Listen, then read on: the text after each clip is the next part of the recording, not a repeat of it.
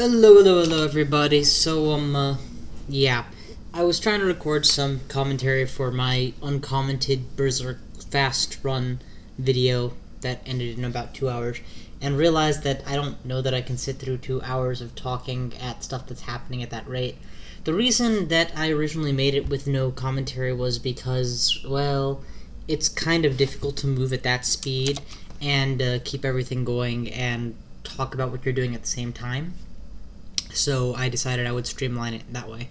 What I'm going to try this time is something a little bit different. I'm going to be doing this exact same run. I've been doing Minotaur Berserker run. In fact, here, let me pull up the high score list while I talk to show you. In a departure from my usual style of putting up everything that I do, regardless of win or lose, I've been running a series of Minotaur Berserkers trying to win as fast as possible. My best success so far has been with Minotaur, but this was not recorded, with a 2 hour, 42 minute win. Let's see, Minotaur. There's no way to hover the mouse, but as you can see, 50,980 turns, 2 hours, 42 minutes. That's a fantastic time. Other than that, Bully was what inspired me to try to do these fast runs with the 3.5 hour time. It's a pretty big improvement. And from there, it's just been a series of deaths. Here's a 1 hour, 40 minute vault splat. Krakatoir was knocked out in 45 minutes. Note the difference. Hour 45 minutes, 45 minutes. Vault splat. So, yeah, definite improvement there. And then there's the lower tiers, the guys who die before they reach the lair. And you'll notice the times here are variable because I'm learning my craft as it were, down this area. The recorded most recent run was Horny Haster, or Horny Haste, the Minotaur Berserker, who was a Zot splat in just under 2 hours. I am convinced that it's possible to beat this game in under 2 hours. I want to do it for myself just to prove it. And Minotaur Berserkers are so brainless to run that it's actually scary to seem like it's gonna happen. The thing is, it requires you to build the, as I like to call it, build the instinct. You have to be able to react to whatever happens without thinking too much. And when there's a situation that will require actual thought, you need to recognize it and stop on a dime, despite the fact that you're playing at a breakneck pace the rest of the time. It's actually kind of interesting. It's a different kind of challenge. That's about enough chit-chat. Let me go ahead and throw up a character, and we'll go from here. Alright, let's see. Name.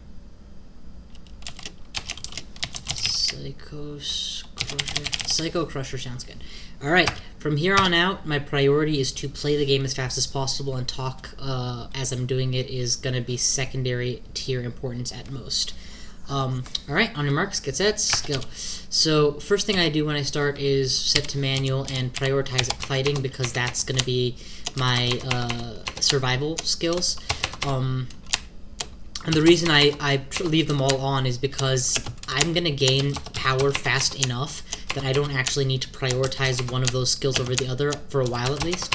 Once dodging kit's roughly level 7, then it becomes important to, like, start paying attention and turning off dodging for a while, because, you're most likely going to be running a heavy armor character, so there's no point having maxed out evasion at that point. Also, it's only a 1 aptitude as opposed to a 2 aptitude, unlike everything else that I'm mastering. Always take a point or 2 of intelligence, because it is possible to drop.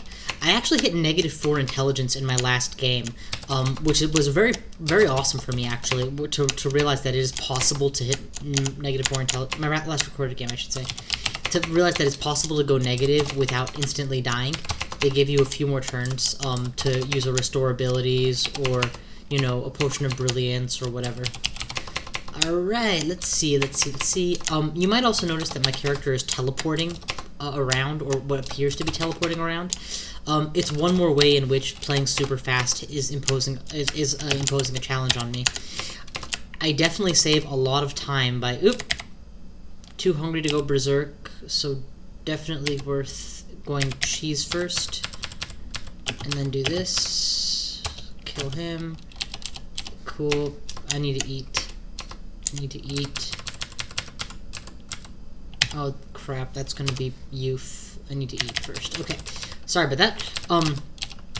Yeah, the thingamabob. The teleporting around is because I have set the travel time option to -1. I discussed this in a previous video, how it's possible to adjust settings in the RC file, and this is one such setting. I need to get out of here ASAP before I die. Okay, we're out. All of those corpses I don't get to burn. It's unfortunate, but what can you do?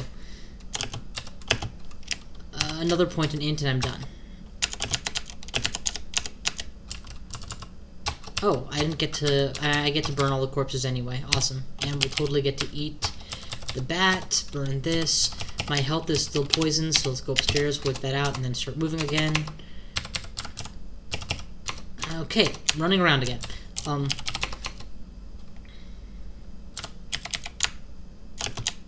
There we go. So, yeah. Setting that option to 0, it definitely saves a lot of time, but it also forces you to react to what you see quickly and factor in the fact that you can't actually see yourself moving around to make quick adjustments and, you know what's going on. Definitely helpful. Ah! Something burned me, and that hurt. Oh, sweet, plate. My first big target whenever I'm doing these is to find plate armor. Astute watchers of the last video will notice that I was frequently doing a search for ARM or armor during my rapid searches because, again, it's the first big thing I need to find. Let's figure out what that is. Drop a random wand. Okay. Did I just miss a portal somewhere?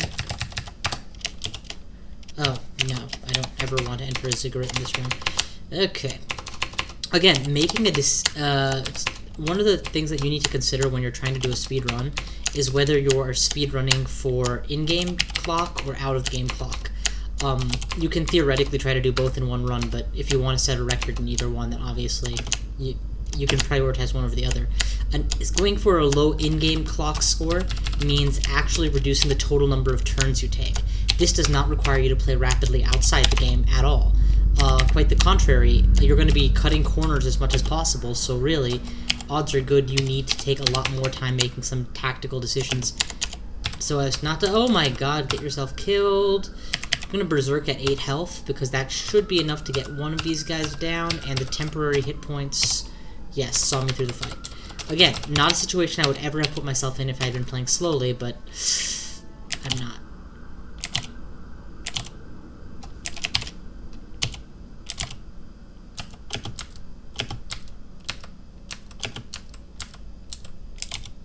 Okay, out of the way. Set that thing on fire. Go upstairs. Kill him. Okay. Taking too long. What can you do? I burned a lot of piety getting that one ogre out, but it was worth it because I couldn't have taken that enemy from the distance I was at. Thingamabob. I got a new pair of gauntlets. It's cursed, doesn't matter. It's all I needed was that it be a gauntlet. Let's go ahead and drink everything I've got here. I don't have... No, sweet. No mutation. B or... Okay. Blink. Noise. Probably identify... Oh, snap! Okay. One of the most important early games, items to find is some means of poison resistance. In the last run, I actually ended up waiting for half the game before I had to end up running all the way back and clearing the Orcish Mines just to get it, so definitely was happy to find that earlier this game. This might be armor, so let's check it on the armor first. No, it's... okay, we're done. Off we go. We're just gonna charge him down. Absolutely vital to a run like this is to use tab for fighting as well as auto travel for movement. Auto travel for movement goes without saying, but tab for fighting will restrict you from auto fighting when your health hits low. It's one more chance that you will stop before you make a critical mistake, because you're not actually watching yourself do anything. Yeah. Oh, where did you all come from? Berserk. There's too many of them, but enough of them that I can maintain my berserk status. Eat the hound. Am I poisoned? No, there's something that came back. Eat the hound. Sack the rest. Heal up a little. Butcher. Any new axes, by the way? There's a dwarven war axe I'm not going to pay for. And alright. Okay, that should about do it. Oh, sweet, a war axe. Heading downstairs. I no longer have to top prioritize healing. It's already gotten ahead of everything else. Yeah, another reason to prioritize HP, aka fighting skill. I don't know why we don't just rename it HP, honestly. I mean, it's just confusing to have it called fighting when it in fact does not require you to be fighting to train and does not in fact aid you in your fighting skills. But yeah, one of the big reasons to train fighting, to prioritize fighting training, is because it, apart from proccing on your berserk better, you know, giving you a lot more health for each berserk you do, bang for your buck style, it also increases the likelihood that you get an early enough warning when your auto fight goes wrong. You know, when the fight ends up badly and you were just auto fighting and you have to now deal with it. Ooh, it's Grinder. I can kill him. Grinder used to terrify me, but now I'm playing Berserker. I'm actually 50% sure I can use my horns even when I'm paralyzed by him. Okay, he's done. Totally going for strength at this point. Sack corpses. I need to eat. I'll eat whatever I get. Keep moving. Oh, I'm gonna butcher him so that when I eventually get hungry again, I have fresh corpses. I have auto-eat chunks on. The way auto-eat chunks works is when you take an extended rest or auto-travel, you will automatically eat any clean chunks that you have on hand. Note that this is only for clean chunks. It doesn't apply to contaminated brown chunks. So, yeah, but you'll notice that my food just went perfect. Okay, I'm 10 minutes in, still not reached the lair. That's not a good run, but it's not a bad run. I'm not as deep as I'd like to be. Oh! Okay, that was painful. I'm gonna berserk because I can die here. Yeah, I died here. Berserking there was a mistake. I should have taken one look at what was going on, berserked and ran away, healed up to full, and then come back. I think the real mistake I made was that the orc that was fighting behind the first orc had a trident. If I was just fighting one orc at a time, I would have been fine, but there were two of them, and that's what got me killed. Again, that's the whole point of this. I would not make that mistake if I was playing correctly, but as with many of these Minotaur Berserkers who died pre-lair, I'm just getting used to this idea of how much is too much pushing and needing to read it all quickly. Anyway, thanks for watching. I will put up this video and record the next one, and we'll go from there.